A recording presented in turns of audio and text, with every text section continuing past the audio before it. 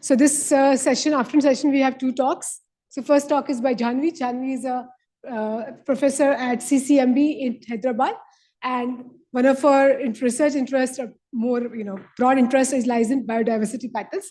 But she'll tell you about what work she does and some more specific works. Sure. To you, Jahnavi. You have 45 minutes. Yes.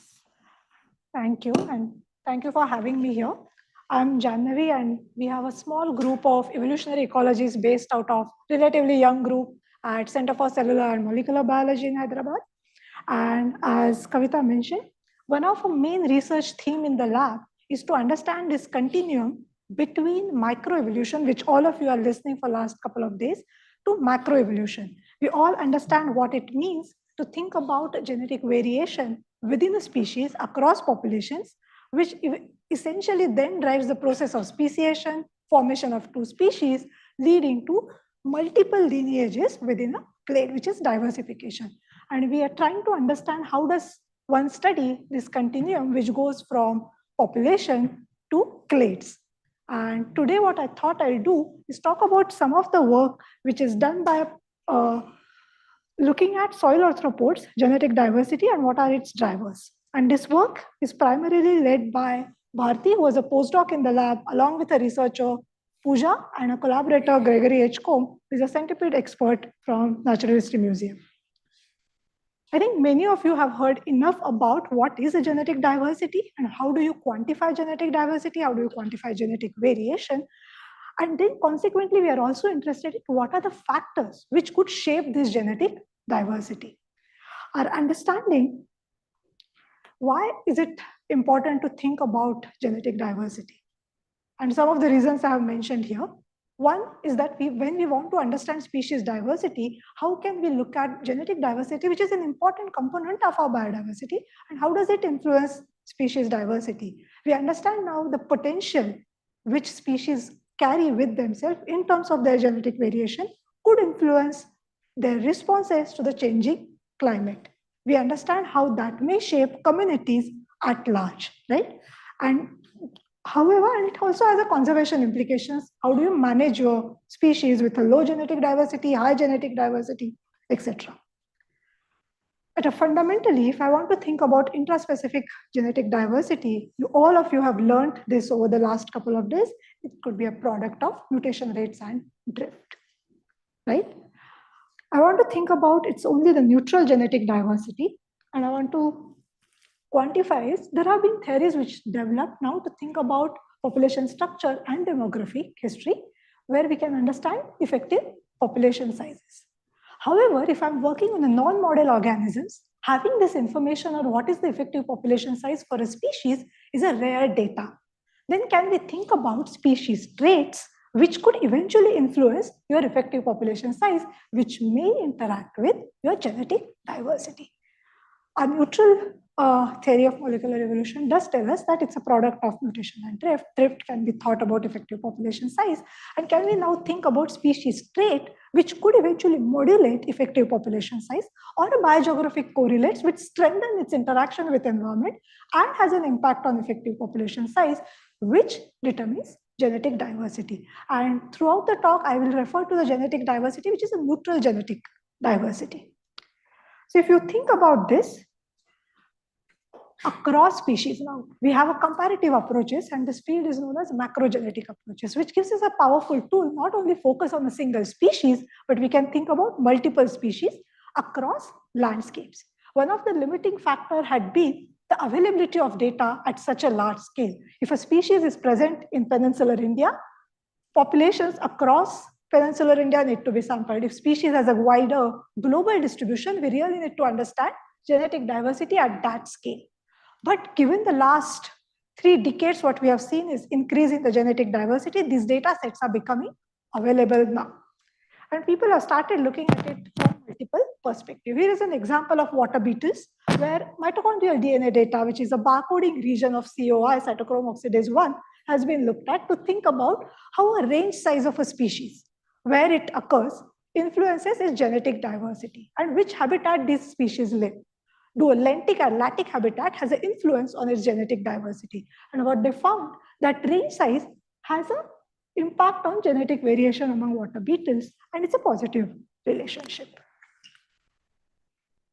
People have looked at multiple taxa. Here is an example of butterflies. Here, the DNA dataset is not mitochondrial data anymore. It's RNA-seq data, where they have shown body size, which is one of the important life history trait, can be predictor. What sort of relationship do you see? On the x-axis, you have body size, and genetic diversity on the y-axis.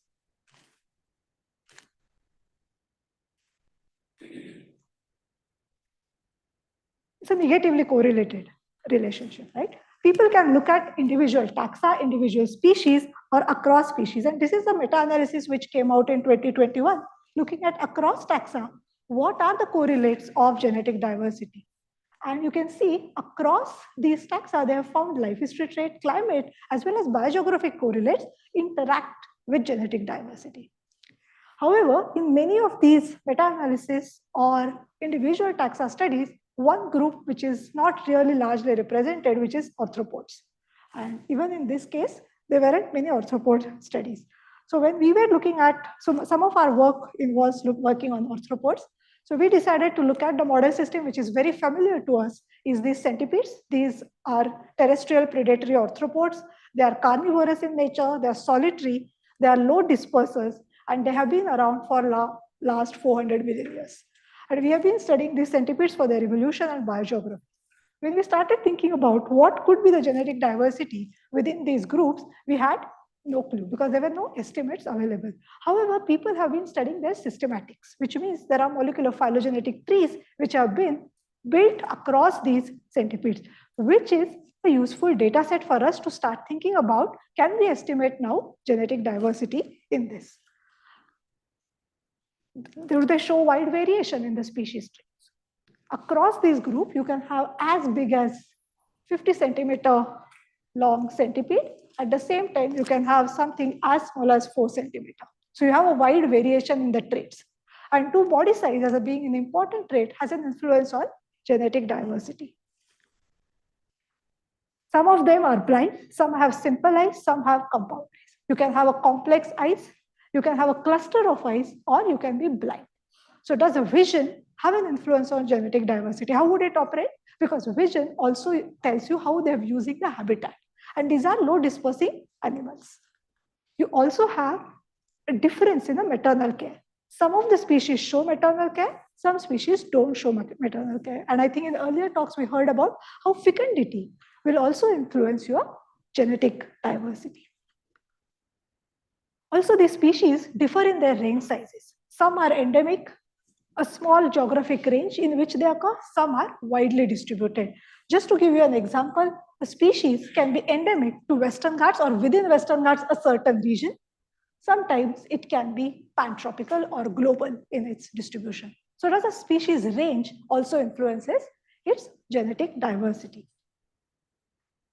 So the questions we asked, how is the intraspecific genetic diversity, first of all, distributed across these centipede orders?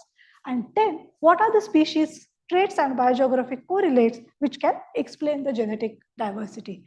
And to put it back in the same framework we started thinking about, you have species traits, which is body size. It can modulate through abundance, maternal care, through fecundity, and blindness, how they use the habitat or habitat specialization or dispersal ability. You can think about multiple biogeographic correlates. Here we have used its latitudinal position, where it occurs globally, latitudinal range it occupies, as well as the geographic distance. Some of the slides I was going over, and you guys have already thought about population structure, right? What's the role of geography? Geographic distance, does that also influence the structure? Here we are looking at just a genetic diversity. Is there isolation by distance, which could influence your eventually effective population size, and then intraspecific diversity? And to do this, we looked at all the published studies. We put together a huge database of centipedes of looking at, again, cytochrome oxidase 1, a mitochondrial gene.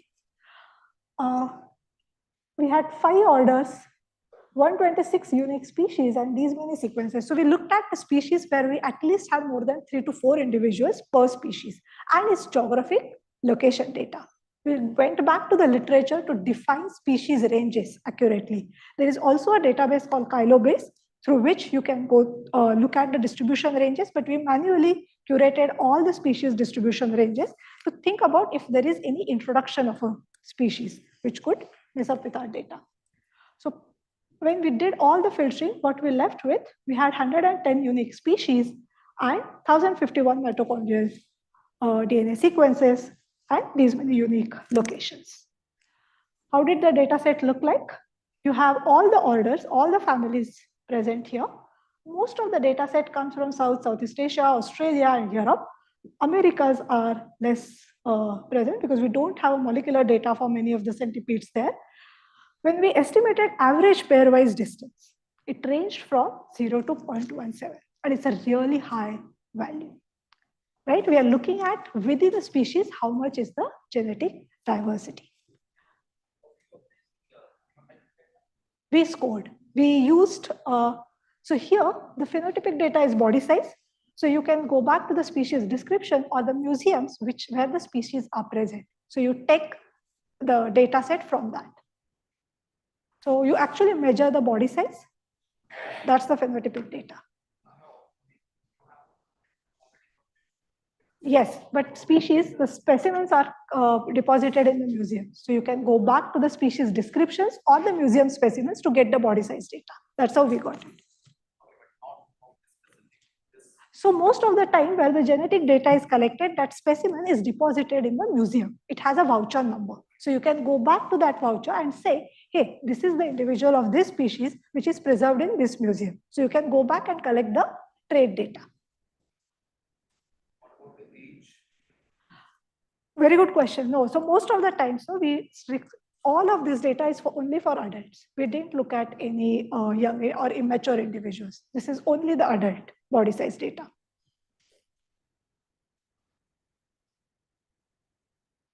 And when we looked at what are the genetic diversity estimates across other arthropods which are similar, like millipedes, which are sister to centipedes, arachnids, insects, crustaceans, you can see within arthropods are known to have higher genetic diversity across animal kingdom, but within arthropods, centipedes tend to show a higher genetic diversity. And we think or we speculate it could be because of their low dispersal ability, longer evolutionary time scale. And the third thing which we haven't really looked at, are we looking at more cryptic species in these groups? Or are these really a species units which we are thinking about? Then we looked at our species traits, which were body size, vision, and maternal care, and biogeographic correlates using beta regression framework. And what we find that species traits, both body size and a latitude, and a negative impact. That on the other hand, maternal care and geographic distance positively influenced the genetic diversity. If you look at the individual fitted plots, you can see this is the body size on the x-axis and average pairwise distance on the y-axis. We have a what does this indicate? Where body size is increases, genetic diversity decreases. This is the maternal care. We had a binary trait. We had, does species show maternal care or not? We don't have the data for fecundity, like how many eggs are laid. We don't have that data for any of these species. So we just had a data on, does species show maternal care or not? This is the data of the geographic distance. The individuals of each species which we have sampled, and its latitudinal position, mean latitudinal position. So to summarize, centipedes fall within the higher end of the genetic diversity, and which is the comparison with other arthropods. Variation in mitochondrial marker at least showed the explanation, which is species trait and geography, and these correlates are very similar across species. Even at all our genetic diversity estimates which are much higher, the correlates remain similar across group. So you have a similar correlates and a similar relationship across groups. If you remember the body size example from butterflies in the earlier slide, or the water beetles where the range size determined the genetic diversity. The hemispheric differences in genetic diversity could be because of the stability. You had the species which are in southern hemisphere which had more diversity as compared to the northern. But I must mention our data set itself is very biased towards southern hemisphere. We have very few species from northern hemisphere. But where do we go from there? And this exercise precisely we had done to understand our own species, which we study in the Western Ghats and in peninsular India. So what does it mean for that? But first we said, okay, it also has, when we think about genetic diversity, it's an important component of biodiversity, and it also influences species diversity. How does that operate in centipedes? So this is your group of same set of centipede orders, and these are the number of species in each of the order, and where are they distributed. So you have species which are largely in the tropics, or largely in the Europe, or globally distributed, or as restricted as New Zealand and Tasmania, right? So you have a very wide range of their distribution and wide number of species. We understand that genetic diversity could influence potentially the species diversity. Here, the diversity number also ranges from 2 to thousands of species. So how do we study this now? So we are using fossilized bird death models to think about how have centipedes have evolved using molecular data, but also along with the fossils. So to do that, we are actually looking at fossils, characterizing morphologically, scoring them for these morphological or phenotypic data as the extant species, for which we have a genetic information. So we will combine our molecular data and morphological data together to build a fossilized bird death model to estimate diversification rates. And then so the fossils, where are they distributed? They're distributed throughout the tree. And currently we are building this matrix of both morphological characters for fossils as well as the extant taxa to estimate diversification rates for this group to see what is the determining factor. Now we have information on their genetic diversity. Has that really impacted anywhere in their diversification? And then coming back to it, we started doing this exercise because we really needed a clear expectation for our Western Ghats species. We have species which also vary widely in their body size. Now we know body size negatively affect the genetic diversity. We know that species range has an influence, mean latitudinal position would matter for their genetic diversity. So we're currently building spatially explicit models of genetic diversity where we are hoping to understand how species trait and geography has affected spatial genetic structure among these species. And of course, this whole exercise was done using mitochondrial marker. Now we are supplementing with nuclear data as well as genomic data. And this work is being led by two master students from ICTS Pune and is being co-mentored by Anirudh in the lab. So why we chose this? Because we understand these centipedes really well in the Western Ghats. We understand their phylogeny, we understand their biogeography, we know where the species are exactly present, we have their species distribution models. Now, if we go back and sample each species across populations, we can get reliable genetic diversity estimate and we can probe into other questions. Specifically, we are focusing on those two groups. There's genus called Ethmostigmus. These are really large-bodied centipedes. They are wet forest endemics. They don't occur in the dry regions. We understand where they are distributed. These are the current sampling locations where we have collected. So for each species, we have multiple populations, and within a population, multiple individuals which we have sampled. We have generated both mitochondrial and nuclear data to understand how now species traits, geographical features, and climate would have shaped their genetic diversity and also population structure. The other comparison to this group is which are co-distributed species, which are of a smaller body size, half of their size, which do not necessarily have a habitat affinity. This group of centipedes can occur both in wet and dry. The earlier group is a wet forest specialist. So we are throwing one more trait into the mix, which is if you are a habitat specialist versus you are not, your range size can be different. You can be as widely distributed as throughout the peninsular India, or you could be distributed only in the southern parts of Western Ghats. Does that change the kind of genetic diversity you have, as well as what sort of population structure does a species show? So these are the two sets of groups we are currently working on. And thank you. And I'm more than happy to take questions now.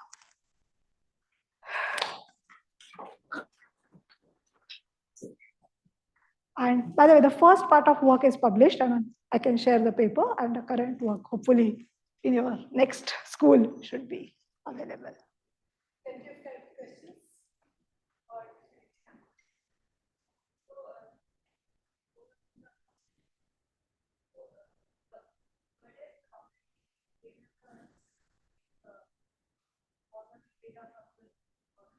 Yes.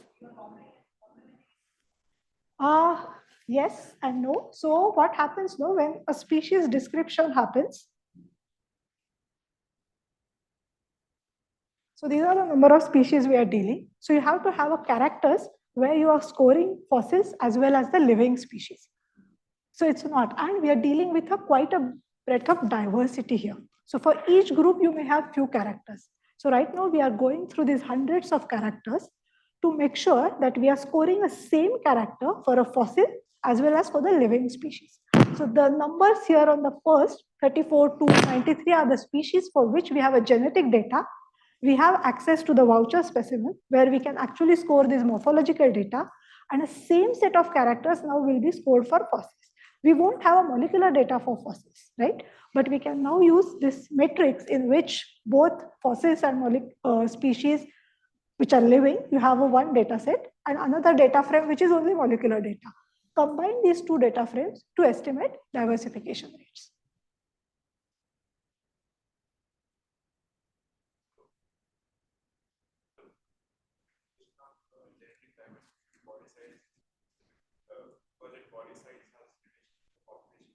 Yes, that's what we think. Abundance. If you are a larger body animal, your requirement for the resources is high, so your abundance would change, and that's the expectation.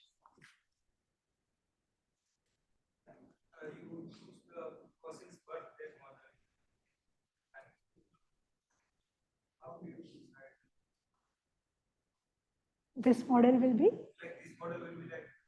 ideal model. So we do there's something called divergence time estimation when we build a phylogenetic trees in which we use fossils to calibrate that, right?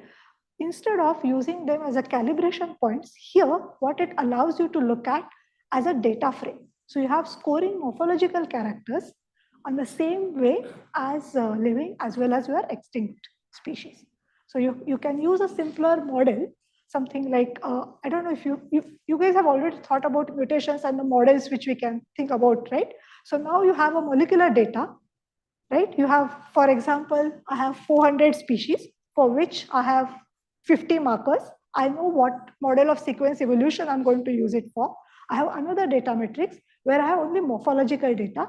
I can use MK model, a simplest model, and then combine these two. And fossilized birth death model allows you to do that, to combine these data frames in a single analytical framework where I am not putting a fossil for a node calibration, but the data frame in which these characters are scored will place a fossil. Yeah, so it's as a concept called tree prior. This is shown to be a better prior as compared to others. But this is one way where you can combine these two different and distinct data frames.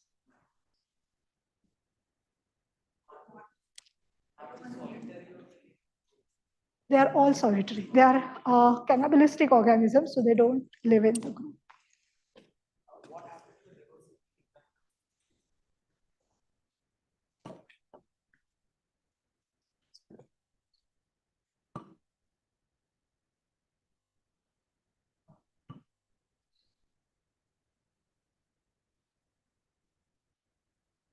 Yeah, so this is so when you don't have a maternal care, which are actually some of the orders, your estimates go down.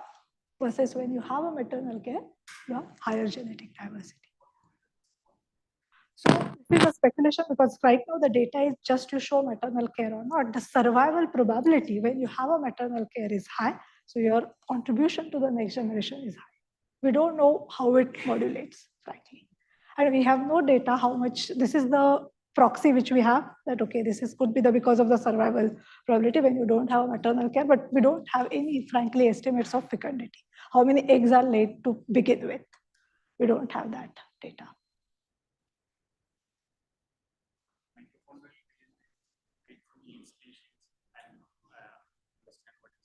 And that's how you create the tree. Sorry? This mitochondrial DNA thing, like already there in the, like you take each mitochondrial DNA from each organism species and then get it like sequenced, and that's yes, how you. Yes, so you can think about, you have a single species which you are sampled from its distribution. You have 10 individuals. So you sequence some mitochondrial or nuclear markers, whichever of your interest, and get that data. Okay. And then you estimate. So the estimate, by the way, we have used in this study for genetic diversity is the simplest estimate, is average pairwise distance. And I'm guessing all of you know how do you estimate average pairwise distance, right?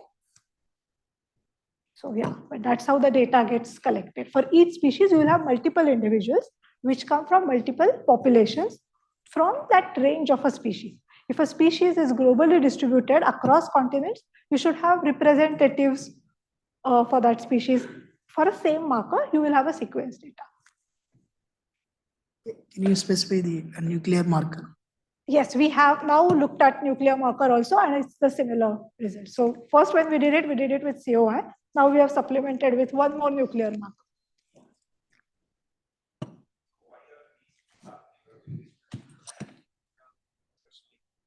Sorry? Very interesting. So geographic distance is purely mean latitudinal position is throughout the globe where they are located. So are you in the southern hemisphere or northern hemisphere also gets captured in this, which does not necessarily get captured in the geographic distance. It's just a geographic distance within those individuals of a single species which we have sampled, right? And mean latitudinal position is where in the globe you are distributed. Are you in the southern or northern? So does that also, temperate, being a temperate species or a tropical species also has an influence what sort of genetic diversity will you have?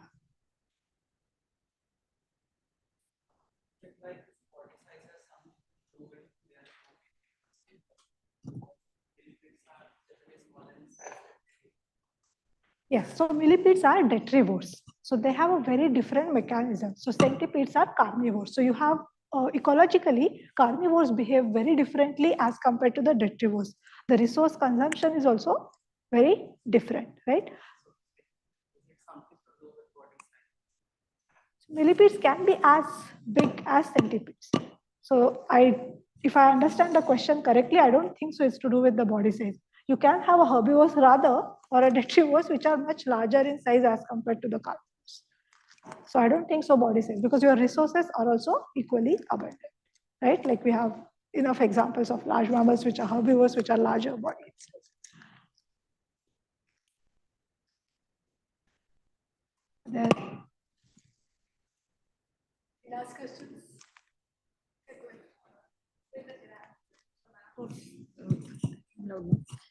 In the map, you had samples from both sides. It's just I don't know about its distribution. Usually, the last map.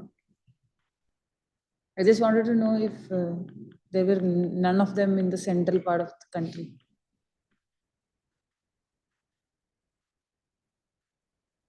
this. Yeah, and the next map. Yeah, so these are the ones you are sampling, right? Yes, so these are their distributions. So what happens, many of these species are mountaintop species or a mountainous species. Okay. So in the Western Ghats, in the landscape, we didn't have enough time, but you have a mountain chain on the western slope is known as Western Ghats. A much more broken chain of mountains, which is on the east coast called Eastern Ghats.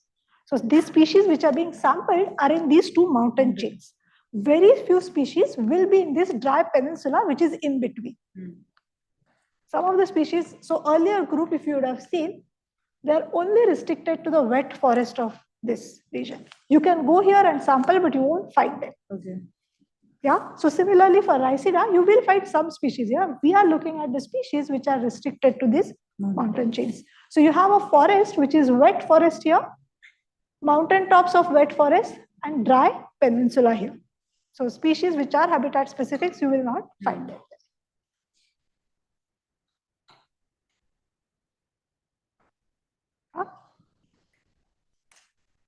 Thank you.